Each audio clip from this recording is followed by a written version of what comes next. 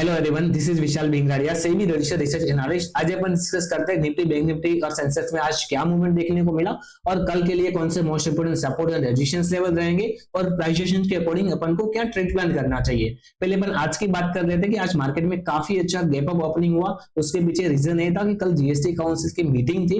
वो मीटिंग में काफी जीएसटी कट देखने को मिला इंश्योरेंस सेक्टर में, ऑटो सेक्टर में और इलेक्ट्रॉनिक सेक्टर में, जैसे एसी है, वॉशिंग मशीन है, वहां पे भी एक कटौती अपने देखी। फिर मेडिक्लेम मेडिकल पॉलिसीज है, लाइफ इंश्योरेंस पॉलिसीज है, वहां भी कटौती देखने को मिली। और जो ऑटो सेक्टर है वहां भी जो 1200 सीसी से कम की कार है वहां भी जीएसटी कम हुआ। तो इसकी वजह से मार्केट में काफी ज्यादा गैप अप ओपन हुआ था और वो गैप फिल करने के लिए अपन ने करेक्शन भी देखा और फाइनली निफ्टी का जो क्लोजिंग है वो 24,700 के अबो जो जैसे लास्ट हुई थी इस सेम अराउंड हुई। अब कल अपन को क्या ट्रेड प्लान करना चाहिए और आज की क्लोजिंग कैसी है उसको क्या देखना चाहिए, इसका एक बार अपन व्यू समझ लेते हैं। जैसे अगर मैं बात करूं ना तो मार्केट में डेफिनेटली एक गैप अप ओपन हुआ था, इसकी वजह से गैप फिल करने के लिए डाउन तो आया, पर ये कोई इतनी खराब न्यूज नहीं है, कोई खराब क्लोजिंग नहीं है। मेरे हिसाब से ठीक है, क्लोजिंग सही है क्योंकि 24,700 के अबू क्लोजिंग हुआ है। तो यहां से अगर कल ये सेम रेंज में मार्केट ओपन होता है, अनटिल अगर कोई भी जीएसटी लिए कोई एक्स्ट्रा और अनाउंसमेंट आता है या आज और कोई डिसीजन आता है,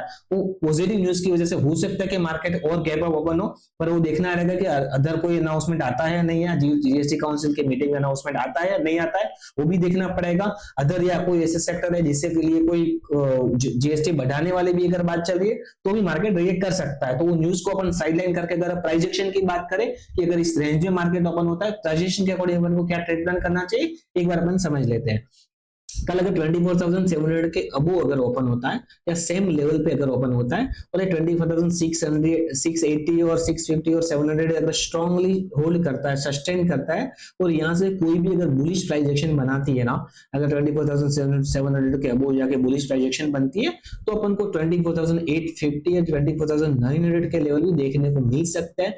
यहाँ पे देखना ये रहेगा कि ये लेवल है वो कैसे पार करता है, बड़ी कैंडल में अगर बड़ा वॉल्यूम के साथ बाइंग हो रही है या क्या हो रही है वो देखना रहेगा। अदरवाइज अगर आप ये रेंज के आसपास अगर निफ्टी सेम रेंज में टाइम पास करती है और यहाँ से नेगेटिव रिजेक्शन बनाती है तो अपन को डाउन साइड पोजीशंस के लिए ट्राई करना चाहिए, तो वापस अपन को सेम लेवल देखने को मिल सकता है। तो दोनों साइड ट्रेड अपॉर्चुनिटीज रह सकती है। अप साइड की बात करूं कि 25,000 एक रेजिस्टेंस डेफिनेटली रहेगा। अगर कोई भी उछाल आता है, नेगेटिव रेजिस्टेंस बनाए, डेफिनेटली 25,000 के स्टॉप लॉस के साथ आप डाउन साइड प्लान कर सकते हो।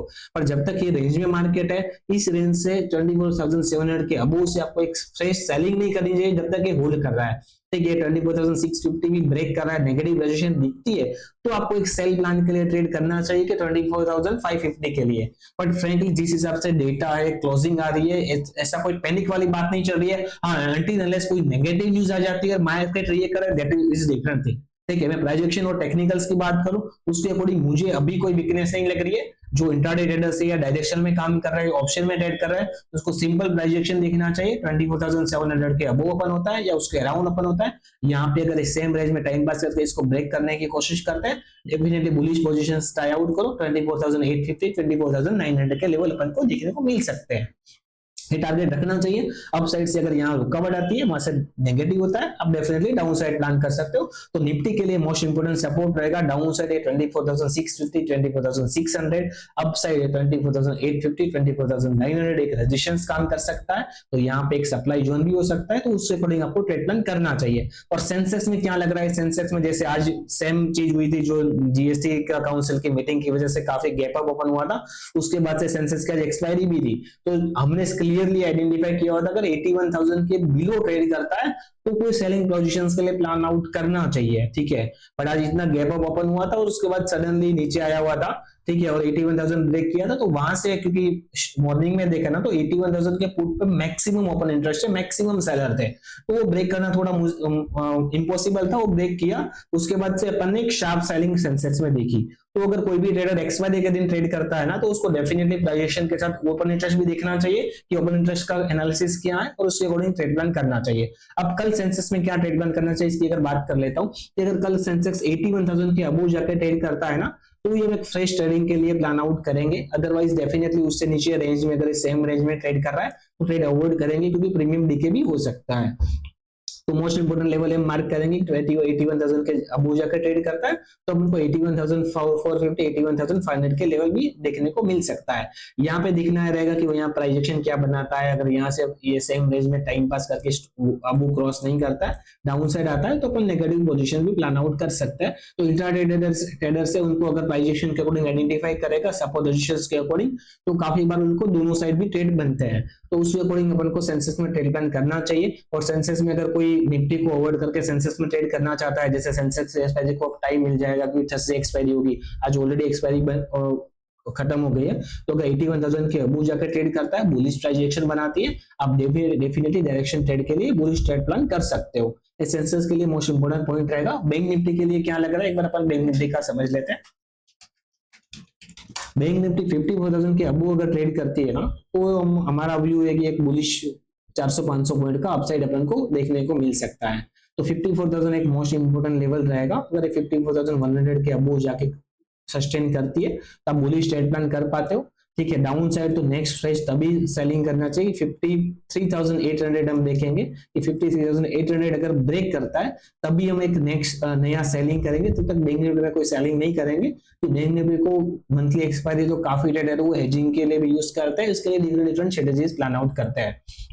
अगर कोई फ्यूचर में ट्रेड कर रहा है तो आपको डेफिनेटली मार्क करना चाहिए कि 53,800 की अबो जब तक ट्रेड कर रही है, कोई भी डिप भी मिलता है तो वहां से पॉजिटिव पोजीशन देके तो आप बुलिश ट्रेड प्लान कर पाते हो। ठीक है, उस अकॉर्डिंग आपको बैंक निफ्टी में ट्रेड प्लान करना चाहिए। अगर मैं सेकंड सिनेरियो की बात करूं कि कोई गैप अप खुलता है या 54,200 के अबो खुलता है, तो बैंक निफ्टी में क्या प्लान करना चाहिए, अपन एक 54,000 के स्टॉप लॉस के साथ बुलिश ट्रेड प्लान कर पाते हैं और अपन को इंट्राडे में डेफिनेटली डायरेक्शन ट्रेड के लिए भी अपॉर्चुनिटीज मिल सकती है। ये most important points bank Nifty के लिए रहेंगे। और ऐसे ही डेली लेवल प्राइजेशन के साथ सपोर्ट रेजिस्टेंस लेवल और प्राइजेशन के अकॉर्डिंग अपन को क्या ट्रेड प्लान करना चाहिए, हमारे यूट्यूब में डेली एनालिसिस हम डालते हैं। आप हमारे प्रीवियस वीडियो भी देख सकते हो, तो हमारे YouTube चैनल फॉलो कीजिए तो आपको ऐसी डेली इंफॉर्मेशन मिलती रहेगी। साथ साथ में हमारी टेलीग्राम चैनल भी हमने YouTube की बायो के लिंक में देके रखी है, जिसमें प्राइजेशन के साथ क्या सपोर्ट रेजिस्टेंस लेवल्स है, क्या ट्रेड प्लान करना चाहिए, इसका क्लियरली हम बताते हैं। आज मॉर्निंग में 9:42 को ही हमने अपडेट किया था कि निफ्टी गैप अप ओपन हुआ है तो की रेजिस्टेंस लेवल 24,950 25,000 रहेगा। डाउन साइड 24,800 की भी लेवल देखने को मिल सकता है। Any negative projection observe around this zone तो हम डाउन साइड अपॉर्चुनिटीज देख सकते हैं। एग्जैक्टली अपन ने डाउन साइड अपॉर्चुनिटीज भी देखी। तो ऐसे डेली अपडेट हम यहाँ भी डालते हैं, तो आप हमारी टेलीग्राम चैनल भी फॉलो कर सकते हो। यूट्यूब की बायो में आपको लिंक मिल जाएगी।